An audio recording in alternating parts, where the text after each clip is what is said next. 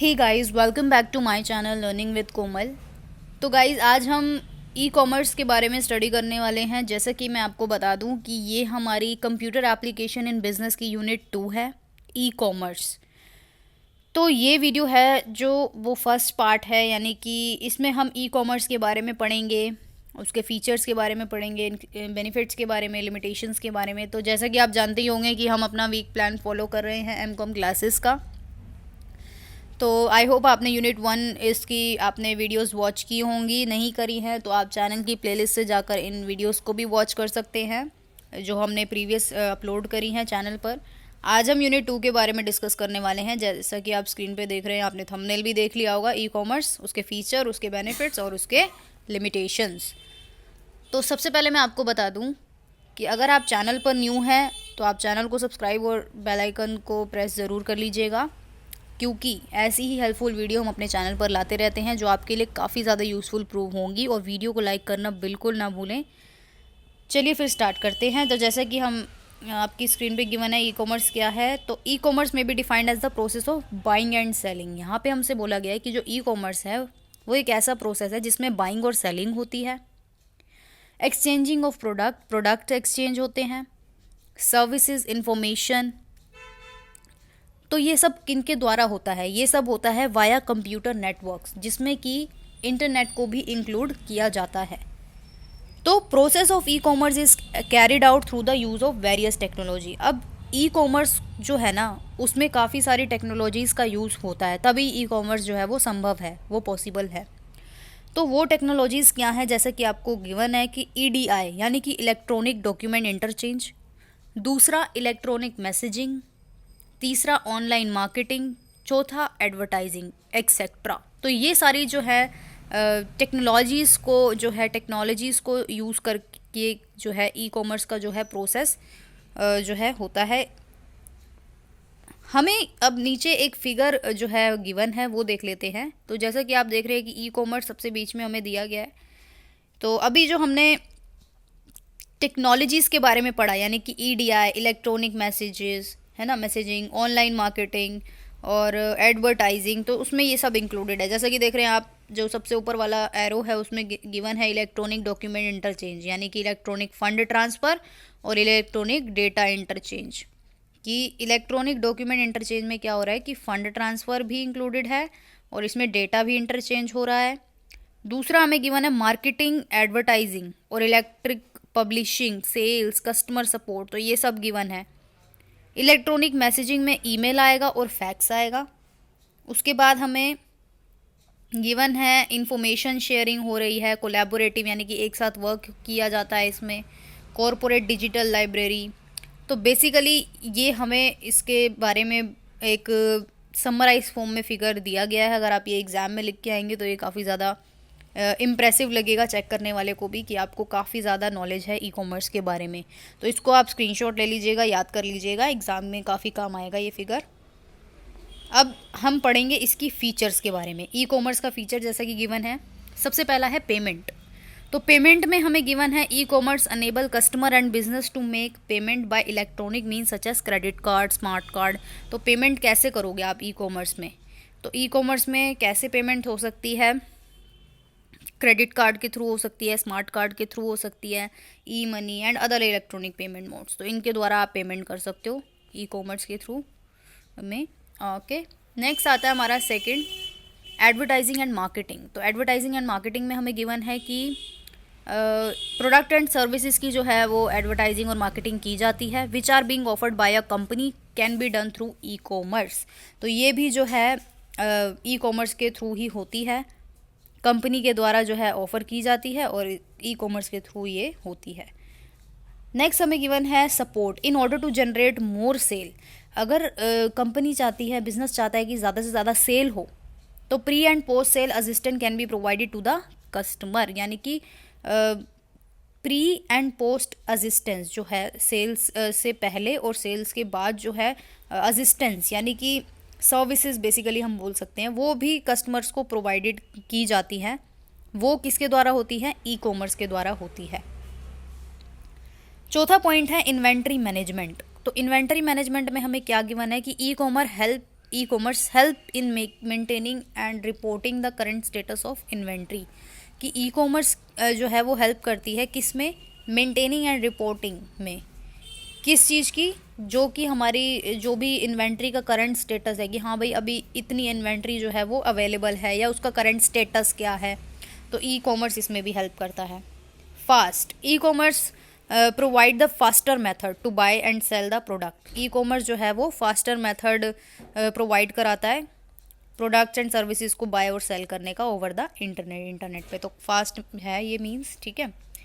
Next आता है information on demand, तो ई कॉमर्स जो है वो provide the facility of information on demand, E commerce के थ्रू जो है ई कॉमर्स जो है वो ये फैसिलिटी प्रोवाइड कराता है कि इंफॉर्मेशन ऑन डिमांड,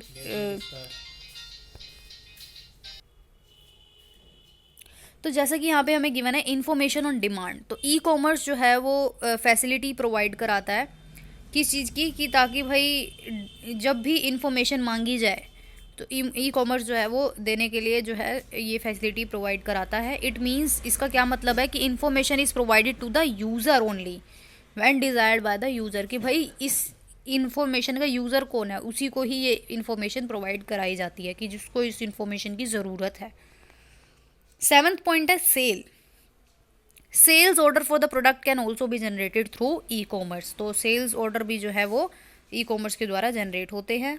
8th है हमारा secure, through e commerce there are fast efficient reliable and secure communication between customer and partner, मतलब ई कॉमर्स के द्वारा फास्ट एफिशिएंट रिलायबल और एक सिक्योर कम्युनिकेशन होता है, ठीक है। तेज, फास्ट, एफिशिएंटली होता है, रिलायबल आप विश्वास कर सकते हो, सिक्योर होता है ये, ठीक है, कस्टमर और पार्टनर्स के बीच में।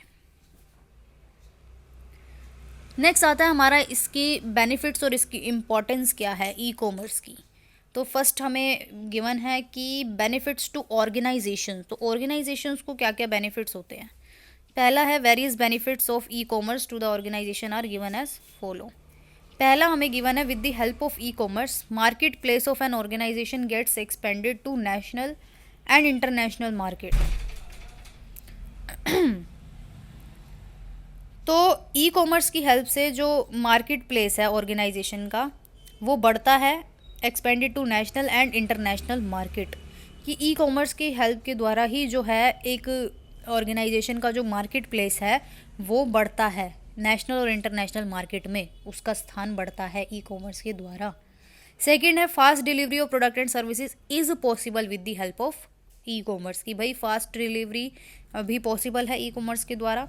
ई commerce provide supply chain management, ई कॉमर्स जो है वो एक सप्लाई चेन मैनेजमेंट भी प्रोवाइड कराता है, जिससे क्या होता है कि inventory which facilitate reduce inventory and overhead, जिससे कि इन्वेंट्री और ओवरहेड वो जो है वो रिड्यूस होता है। तो 4th पॉइंट आता है high specialised business can be carried out, यहाँ पे आप हाईली जो स्पेशलाइज्ड बिजनेस है उनको कर सकते हो ई कॉमर्स प्लेटफॉर्म पे। Productivity is increase which in turn improve the trade of an organisation, की इसमें प्रोडक्टिविटी जो है वो इंक्रीज हो सकती है जिसकी वजह से विच इन टर्न इम्प्रूव द, जिससे कि क्या हो सकता है ऑर्गेनाइजेशन का ट्रेड जो है उसका व्यापार जो है वो इम्प्रूव हो सकता है।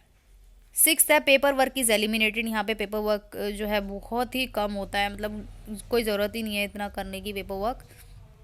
There is high level of flexibility होती है हाई लेवल की। Customer support service is improved, यहाँ पे कस्टमर सपोर्ट सर्विसेज काफ़ी अच्छी होती है। Transportation cost are reduce, transportation cost reduce हो जाती है क्योंकि आप जैसे कि जानते ही हैं सप्लाई चेन मैनेजमेंट होता है यहाँ पर, है ना। और faster access to the information is possible, तो बेसिकली यहाँ पे 9th पॉइंट में हमें गिवन था कि transportation cost are reduce, basically customer जो है वो घर बैठे ही ऑनलाइन अपना सामान मंगा लेगा तो उसको कहीं जाने की ज़रूरत नहीं पड़ेगी, इसलिए उसकी ट्रांसपोर्टेशन कॉस्ट भी नहीं लगेगी। Okay, faster access to the information is possible, यहाँ पे 10th पॉइंट पे हमें बोला गया है कि इंफॉर्मेशन जो है वो फास्टर है, पॉसिबल है, कि भाई कुछ भी अगर इंफॉर्मेशन चाहिए तो वो कस्टमर को आसानी से मिल जाती है। सेकेंड है बेनिफिट्स टू द कंज्यूमर,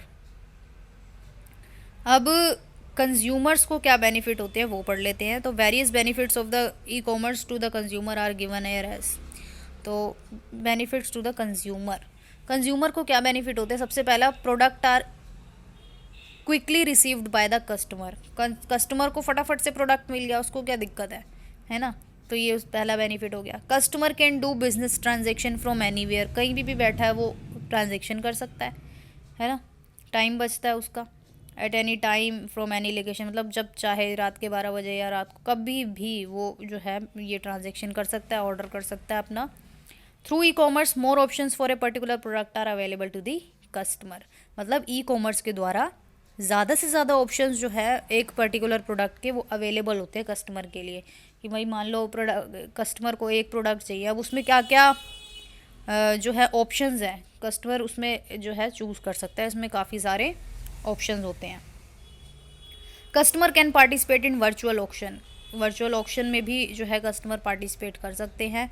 और relevant as well as detail information about the specific product can be provided to the customer, जो भी डिटेल इन्फॉर्मेशन है उस प्रोडक्ट से रिलेटेड वो भी कस्टमर तक पहुंचाई जाती है।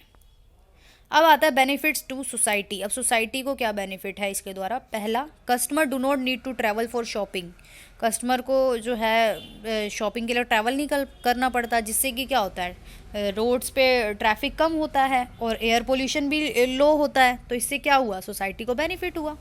Distance learning is possible, distance learning is possible, तो बेसिकली आपको किसी प्रोडक्ट के बारे में इंफॉर्मेशन चाहिए तो आप जो है अपने मोबाइल से इंटरनेट के थ्रू उस चीज़ को आप सीख सकते हो कि हाँ भाई ठीक है। तो डिस्टेंस लर्निंग बेसिकली यहाँ पे बोला गया। Online health care services can be provided, कि हेल्थ केयर सर्विसेज भी आजकल ऑनलाइन प्रोवाइड हो जाती है ई कॉमर्स प्लेटफॉर्म पे, कि आप जो है डॉक्टर को ऑनलाइन फ़ीस पे कर दो और ऑनलाइन ही आप जो है अपना डॉक्टर से सलाह मशवरा कर लो। तो इसलिए ऑनलाइन हेल्थ केयर सर्विसेज भी जो है वो प्रोवाइडेड हैं। और product and services can be provided in rural area also, product और सर्विसेज जो हैं वो रूरल एरिया में भी प्रोवाइड की जाती है। तो इससे क्या है, सोसाइटी का बेनिफिट है। Delivery of public service can also B facilitated by the e commerce, की जो है डिलीवरी जो है वो भी ई कॉमर्स के द्वारा प्रोवाइड की जाती है। एग्जांपल हमें गिवन है कि गवर्नमेंट सोशल सर्विसेज जैसे कि हेल्थ केयर, एजुकेशन, वो भी ई कॉमर्स के थ्रू आप प्रोवाइड करा सकते हो। नेक्स्ट आता है हमारा लिमिटेशन। इसकी सबसे पहली हमारी लिमिटेशन गिवन है कि टेक्निकल लिमिटेशन। तो सबसे पहला हमें पॉइंट गिवन है टेक्निकल लिमिटेशन में कि e commerce system have lack of system security, reliability and standards, कि ई कॉमर्स सिस्टम में कभी कभी मतलब क्या होता है कि सिस्टम की सिक्योरिटी ही नहीं होती, रिलायबिलिटी मतलब विश्वास आप नहीं कर सकते, इतना रिलायबल नहीं होते, और इसके स्टैंडर्ड्स जो हैं उससे रिलेटेड लिमिटेशन है इसकी एक। सेकेंड पॉइंट हमें गिवन है कि generally in many country telecommunication bandwidth which is required for e commerce is not adequate, कि जनरली क्या होता है कि काफ़ी सारी मैनी कंट्रीज़ में टेली कम्युनिकेशन बैंडविड्थ जो होता है वो रिक्वायर्ड होता है ई कॉमर्स के लिए, तो वो जो है इज़ नॉट एडिक्वेट। तो इसलिए वो कह रहा है कि ये जो है एडिक्वेट नहीं है, सफिशिएंट नहीं होता। थर्ड आता है वेंडर्स नीड सर्वर, वेंडर्स को क्या चाहिए, सर्वर चाहिए, as well as other infrastructure भी उनकी ज़रूरत पड़ती है ना, उनको अपना प्रोडक्ट सेल करने के लिए उनको पैसा चाहिए, इंफ्रास्ट्रक्चर चाहिए, इससे क्या होता है उनकी कॉस्ट बढ़ती है। फोर्थ आता है there is compatibility issue, compatibility issue sometime as there are some e commerce software which might not be able to fit with some hardware architecture, कि कभी कभी क्या होता है कि कुछ जो ई कॉमर्स के सॉफ्टवेयर होते हैं वो फिट नहीं होते सम हार्डवेयर आर्किटेक्चर्स, मतलब कुछ हार्डवेयर ऐसे होंगे उनका आर्किटेक्चर यानी कि उन कुछ इस तरीके से बने होंगे जिससे कि क्या होता है कि सॉफ्टवेयर जो है वो उसमें फिट नहीं बैठ पाते। सेकंड पॉइंट अब हमारा आता है लिमिटेशन का, नॉन टेक्निकल लिमिटेशन। तो ये तो थी हमारी टेक्निकल, अब हम बात करेंगे नॉन टेक्निकल की। तो पहला, it is costly to develop the e commerce, कि ये जो है कॉस्टली है ई कॉमर्स को डेवलप करना। There are also some privacy and security related issue on electronic transaction, की भाई प्राइवेसी और सिक्योरिटी रिलेटेड इशूज़ भी हैं।